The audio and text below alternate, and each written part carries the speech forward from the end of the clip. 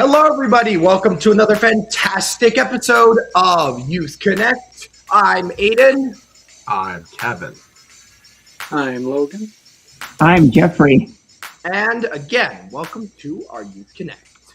So I hope that you guys are excited. We are now in another lovely Friday. And let me be honest with you, it has been busy.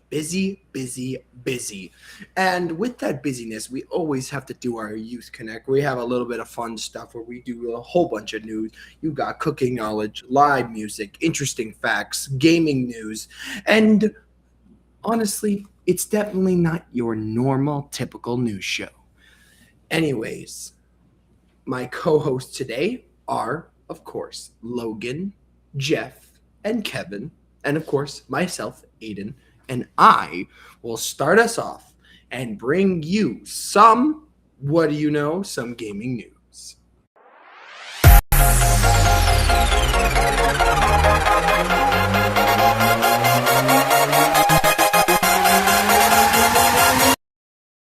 Okay, so gaming news, let's get into it. So I actually want to talk about something. There has been this, well, not even recently, but there has been this famous thought experiment that was very interesting. Would you accept $10 million and immortality if, for the rest of eternity, you were chased by a similarly immortal snail that, if it touched you, would kill you instantly? The original video is mostly a lot of riffing on how much anxiety that snail's existence would constantly give you. Even if you went to other continents or other planets to escape it, it's all fun and games, of course, until someone makes a video game out of it. And there's a game called Don't Touch the Snail. It's a desktop overlay game in which a snail, moving at a slow pace, crawls across your screen towards your cursor. If it touches your cursor, you die and the game's over forever. You can never play it again. Don't Touch the Snail has leaderboards for the longest time spent without touching the snail, and even has collectibles. Little pixel-shaped coins will pop up on the screen from time to time, and you can collect them by running the mouse over them. And it's very interesting. You can get a whole bunch of cosmetic shells for the snail and other things like that. And there's over 18 achievements to collect. But what's very interesting is that you might seem, yeah, it's pretty easy. But the issue is, can you do it over a long period of time?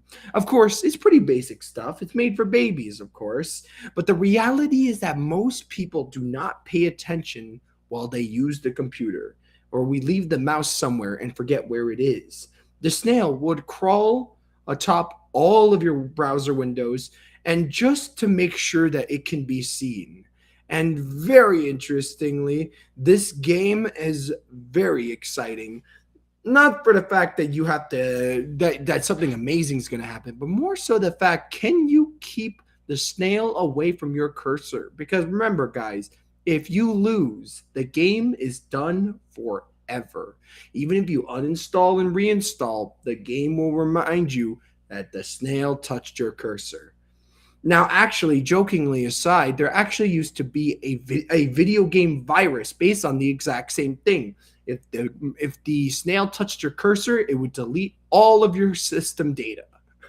So I don't know why they would create a game that has such a very scary background. But you know what? People like doing it.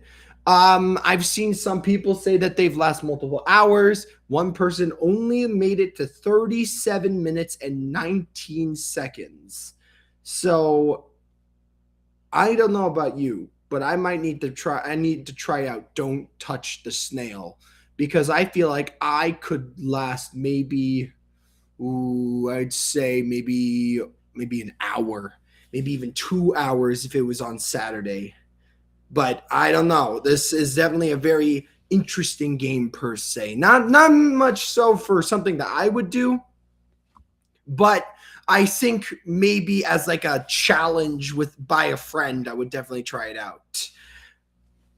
Now, that has been your first gaming news. I'm going to be bringing you some more news later. And of course, I have to ask Logan, Jeff, and Kevin, would you guys play this game, or would you not be able to have the attention span to play it? Yeah, I could play the game. I would play the game. You would. Okay, Jeff, would you play the Don't Touch the Snail game? Would you think you could keep focus on it for long periods of time, or not really? Probably not. I don't think I can keep it focused for that long. Yeah, exactly. Like I don't think like as if my parents call me, then I'm gonna have to let go of it. What about you, Logan? Would you be able to last long? Like how long would you last with the snail? 5 minutes? I do not have the patience for that or the time. Me neither. Fair enough. Fair enough. Oh, that's awesome. Honestly, it sounds like an interesting game. I might do it as like a little joke that I can do while I'm working. See if I can work while keeping the snail away from my cursor. Keep it as a little fun game. But you know what? I'm gonna have to definitely try that out. This again has been my gaming news segment. But next up, we have Kevin. Kellen, who's Kellen? Kevin with his all-important news, sports, and of course that interesting fact that's gonna be shared.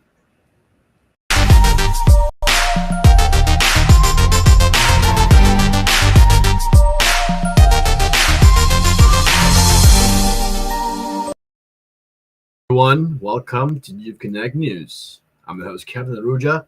Here's what's making news today. Doors open for Toronto returns this weekend with the CN Tower debut. Toronto has been moving quickly to patch up parts of city ahead of FIFA World Cup. Mississauga's Paramount Fine Food Center to be renamed. And the CFL signs a 6-year broadcast agreement with Bell Media, DAZN, and YouTube. Getting into some of Toronto's hidden and behind-the-scenes places will be easier this weekend as doors open in Toronto, returns on Saturday and Sunday from 10 a.m. to 5 p.m. People can visit more than 160 locations around the city that are usually not open to the public. For the first time ever, the CN Tower is the part of the event. However, the free tour tickets were sold out very quickly. People with tickets will be able to visit special areas that are normally close to visitors, including working spaces inside the tower. A CN Tower spokesperson told CTV News that they expected a lot of interest in the tours. The spokesperson also said the number of visitors is limited because some areas have narrow hallways and small spaces. The tour will also feature old videos and historical items. Other popular locations indoors open Toronto, including the RC Harris Water Treatment Plant, the University of Toronto Daniels Building, and the Redpath Sugar Refinery. People can find the full list of locations and visiting times on the Doors Open Toronto website. The City of Toronto has been speeding up road and sidewalk repairs before the FIFA World Cup. The city wants to finish the work before construction limits begin during the event. Some of the projects include repaving Peter Street, which had been delayed last year because of the Blue Jays playoffs.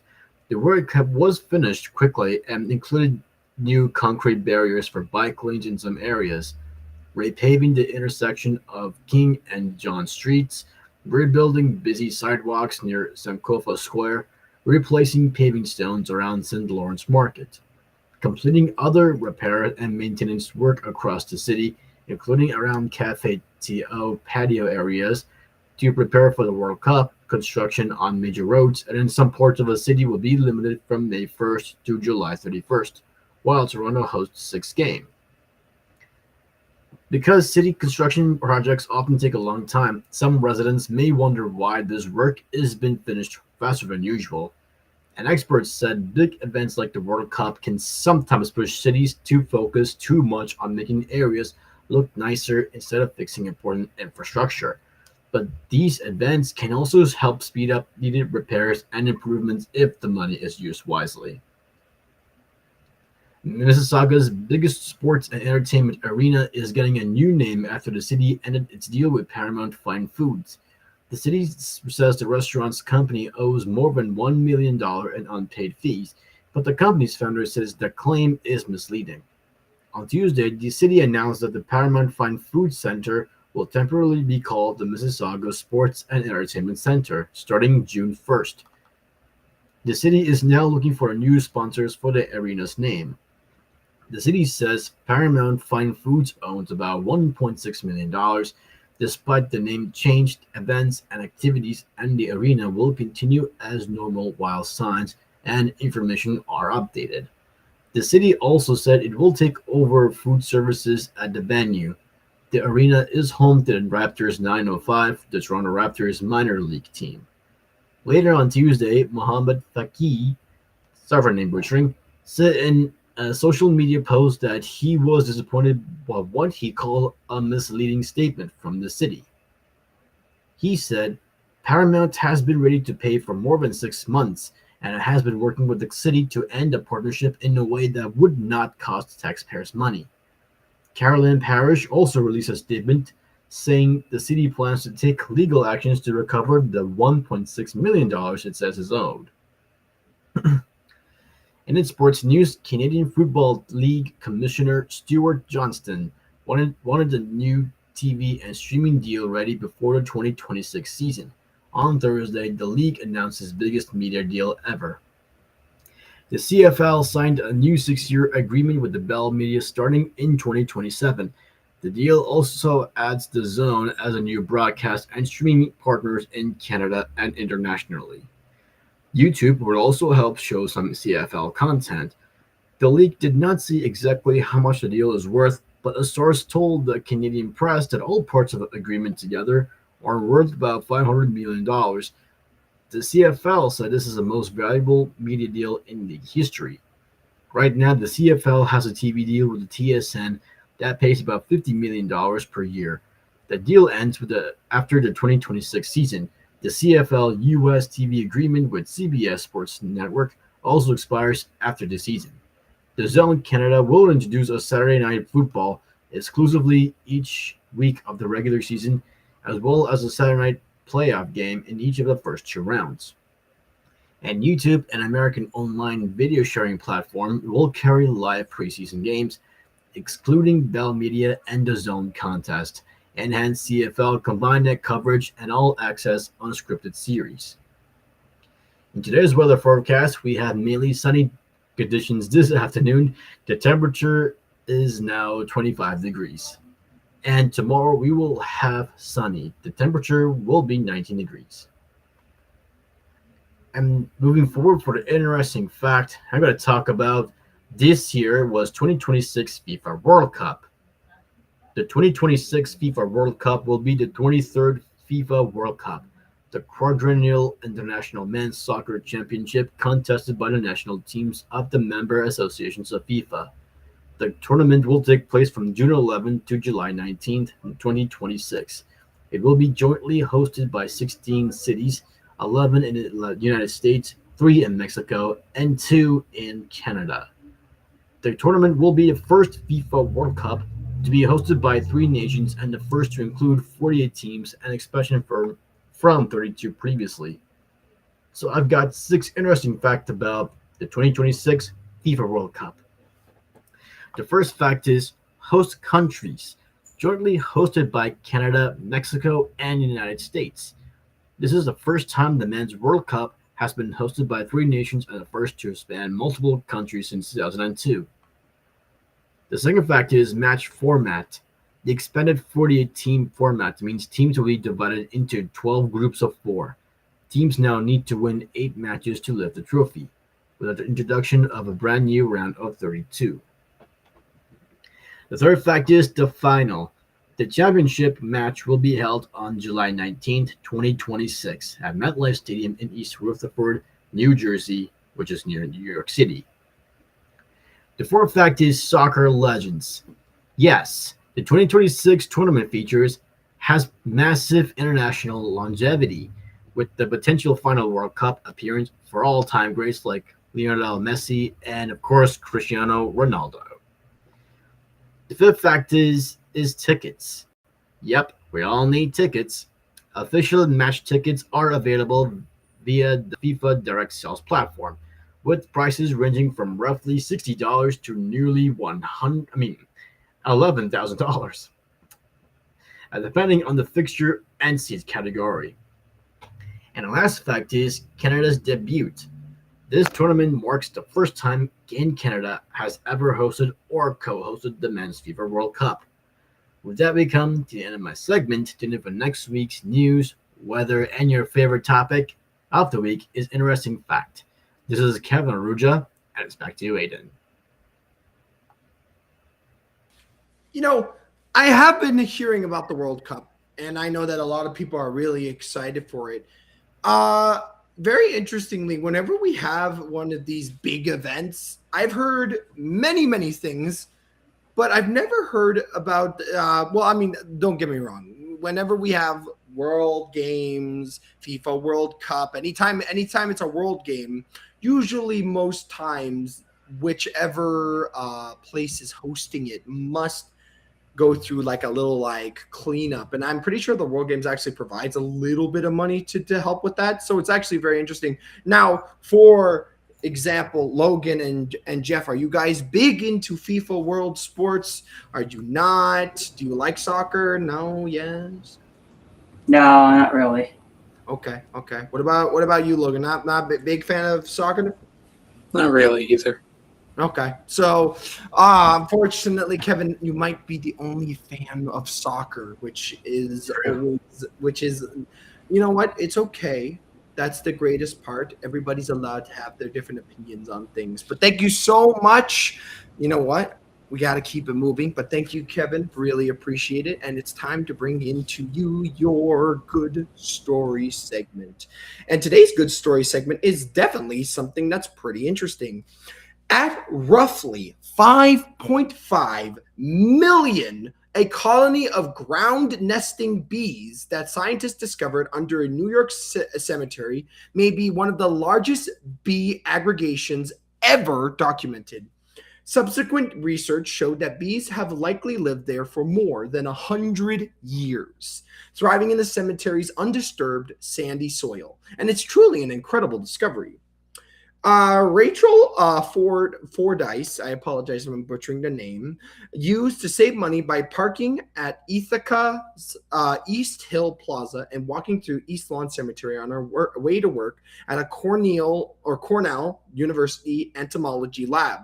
And during her spring walks of 2022, she noticed something unusual. Bees were everywhere. We're not talking wasps. We're not talking about the annoying ones. We're talking beautiful bees.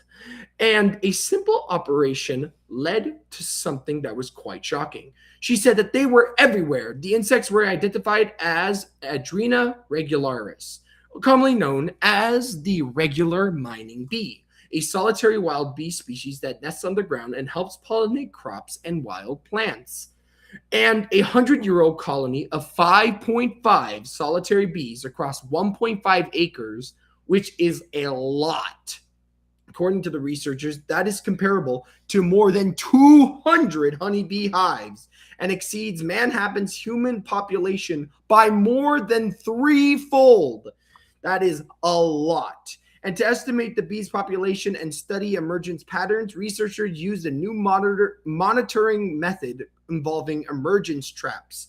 And these small mesh tents cover less than a square meter of ground and funnel emerging insects into glass jars. Now, I hope they didn't capture too many, but during March 30th and May the 16th, 2023, the research team placed 10 traps throughout the cemetery and collected 3,251 insects, representing 16 species of bees, beetles, and flies, Irregularis overwhelmingly dominating the samples. And researchers used the numbers of bees captured in each trap to evaluate average bee density.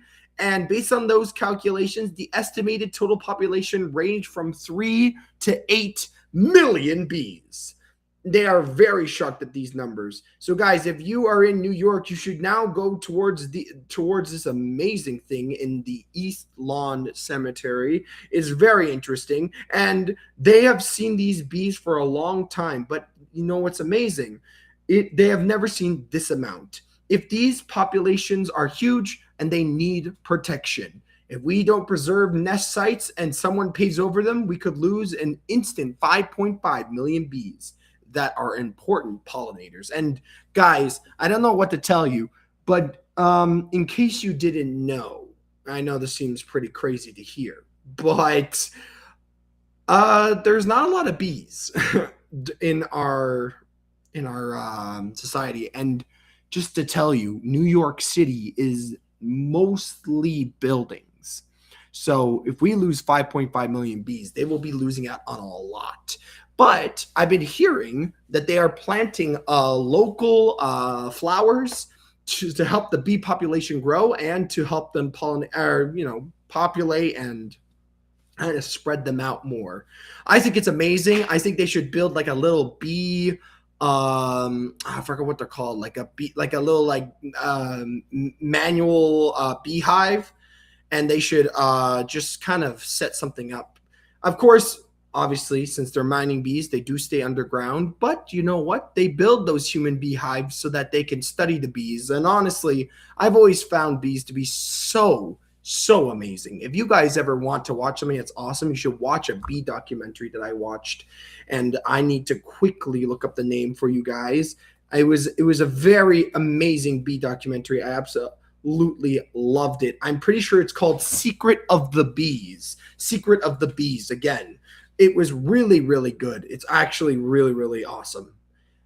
Anyways, I'm going to keep it moving because, we have to keep it moving because next up, we got Logan for that culinary news. What is going to be shared today? Anyways, going to you, Logan.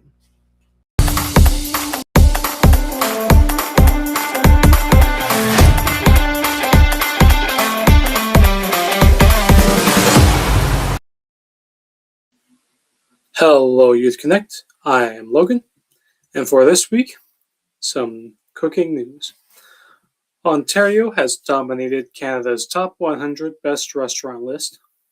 IKEA recalls a potentially dangerous kitchen appliance, and Union Station ranked one of the best train stations in the world for foodies. Starting off with our first story, Ontario restaurants performed exceptionally well in the newly released Canada's 100 Best Restaurants rankings. Restaurant Pearl Morisette, located at Jordan Station, retained the #1 spot nationally for the second consecutive year. Other Toronto restaurants, including Quetzal, Adulis, Aloe, and Restaurant 20 Victoria, also ranked quite highly at 4th, 5th, 7th, and 10th, respectively. This list highlights Ontario's growing reputation for destination dining, tasting menus, and locally driven cuisine, with food communities online praising both the province's Michelin-level talent and the broader visibility Canadian restaurants are receiving internationally.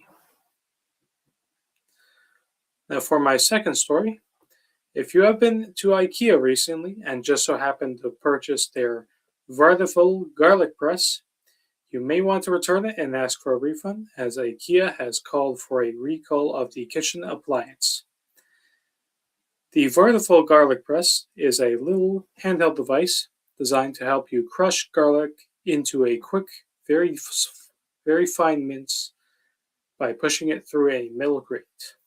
However, IKEA has warned that a projection error discovered during a quality control investigation indicated that the product may have a likelihood to detach small metal fragments after continuous use. Due to concerns about consuming these metal fragments, IKEA has advised that people who have purchased this garlic press return it immediately. As of now, over 53,000 of these presses have been recalled. And for my final news story for the week, Toronto's Union Station has placed very well in a bizarre list. In a research project evaluating 43 major train stations worldwide, Union Station placed 7th globally for Best Station for Foodies. All these train stations were evaluated based on a number of factors, including number of food and drink outlets, rating of the most reviewed restaurant, proximity to the highest rated restaurant, cafe reviewed scores, average cost, and average price of a domestic beer. Union Station is home to a wide range of options, including Shake Shack, Jersey Mike's, Craig's Cookies, and Blondie's Pizza. Among the station, there is also options for Indian, Thai, Venezuelan, and Jamaican food, among others. To quickly go over the rest of the list, Grand Central Station in New York placed first on the list, while Tokyo and Shinjuku Station in Japan placed second and third. Anyways, that just about does it for all the news stories I have this week. Thank you all for listening, and back to you, Aiden. It always baffles me how companies can do these like these whole recalls. Like somebody's already bought the product. Why would they just return the product? Sometimes they've already used the product, so that's sometimes such a pain in the butt. Thank you so much, Logan. Really appreciate it. I apologize. I'm going to keep it moving because we are running slowly but surely out of time. But sometimes it just genuinely boggles me how they can just do a recall when people have already used it for a long period of time. It just confuses me. Anyways, time to bring you, of course, the last thing on the list. And if you know what that is, it's not Jeffrey, because you still have me, and I'm going to be bringing you your community news. Okay, you ready? You ready? Okay, so our week was actually pretty exciting, and I wasn't here for most of it. I'm going to be so honest with you. But I kept a list of everything that was done because our community, even when I'm not here, is still moving forward, and it genuinely is so awesome. On Monday, Pete brought everyone into the kitchen and did chia pudding and overnight oats, which means no heat. And it was healthy and delicious, and honestly, was so easy. I heard a lot of people said it was a great way to start the week. On Tuesday, obviously, we did coffee chat and a little bit of Tabata. It was very exciting. And we learned about the history of fireworks. Did you guys know people were stuffing gunpowder into bamboo tubes and then throwing them into fire? I am definitely surprised that is the oldest form of a firework. Probably not the safest form of a firework. That would be very dangerous to have bamboo shards firing everywhere. But you know what? We do it for enjoyment. On Wednesday, Miss Christine showed us how to make fruit salad, and the lesson was brilliant, saving nearly ripe fruits and turning them into something delicious for your breakfast table. Oh, sounds awesome. On Thursday, unfortunately, it was supposed to be Josh with history, but it's okay because Josh will be returning to do his geography with us. Don't worry, Josh, if you're watching right now, I will make sure that you are going to be on our list for next week. And of course, Friday was general trivia with Mr. P, and I heard that it was awesome. Now, I would absolutely love to know, either Jeff, were you there for 11 o'clock? Do you know who won the trivia? Who won the trivia?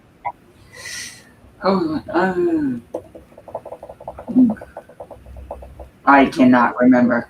It's okay. I've heard, obviously, probably some winners, like probably Kyle were probably there, and then they probably won, and probably Zoe was there. And if Zoe and Kyle was there, I want to know who won. Anyways, we're in a car. I'm hearing a car in the distance. What the heck's going on? Might be, I actually don't know where that car's coming from. Might be anybody. But and it's gone. Phew. All right. So that, and of course, obviously, guys, that was our week. I apologize to my crew for not being there, but I'm so proud of you guys for being able to host it when I'm not there. Obviously, not on Thursday, and I apologize to Josh once again, but we're going to keep it moving. And next up, we have what everybody calls the cherry on top. We are going to have Jeffrey with his live music.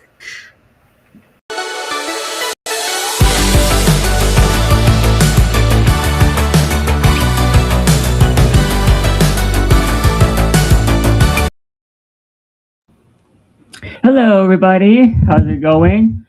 I'm Jeffrey, and I'm here to bring some music for you. And I'm going to play one of my original songs. This is one of my favorites, and it's about a fish named Jerry and a snake named Cora. So, hope you enjoy it.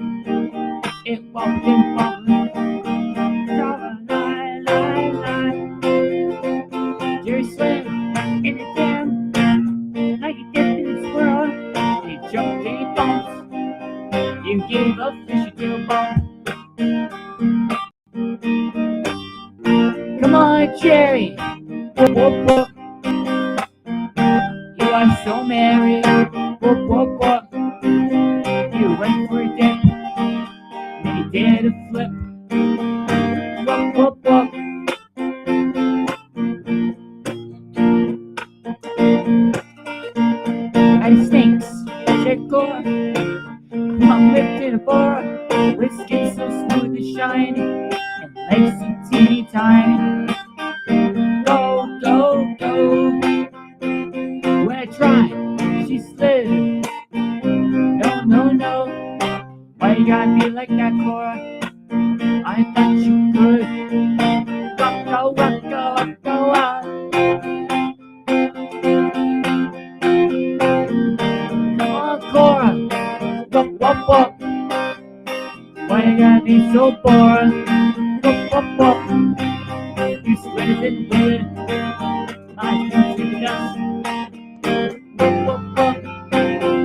Now the song is bust. Wop, wop, wop. Come on, Jerry. Wop, wop, wop. You are so merry. Wop, wop, wop. You went for a dip. Did a flip. Wop, wop, wop. Come on, Cora. Wop, wop, wop. Why can't it be so bored? Wop, wop, wop. You stood it in wood. Dreams in the dust. Wop, wop, wop. Now the song is a bust. Wop, wop, wop.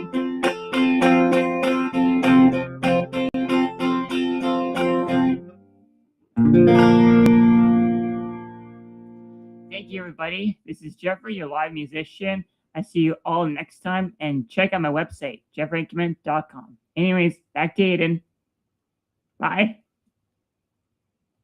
I don't know about you guys, but I think Jeffrey's original songs are definitely my favorite out of everything. Unfortunately, when Jeffrey stops playing on his guitar, that means that we have unfortunately reached the end of our Youth Connect episode. If you liked Youth Connect, I need you to like, comment, and subscribe. Don't forget to click the bell.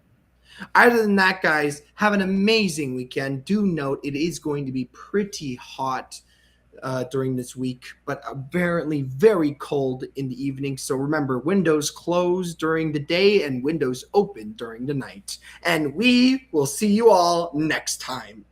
Bye, guys. Bye-bye. Bye. Bye. Bye. Catch you